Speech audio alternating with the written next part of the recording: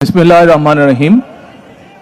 আমি মরহুমা বেগম খালেদা জিয়ার বড় সন্তান তারেক রহমান। আমি আজকে এখানে উপস্থিত সকল ভাইয়েরা এবং বোনেরা যারা উপস্থিত আছেন,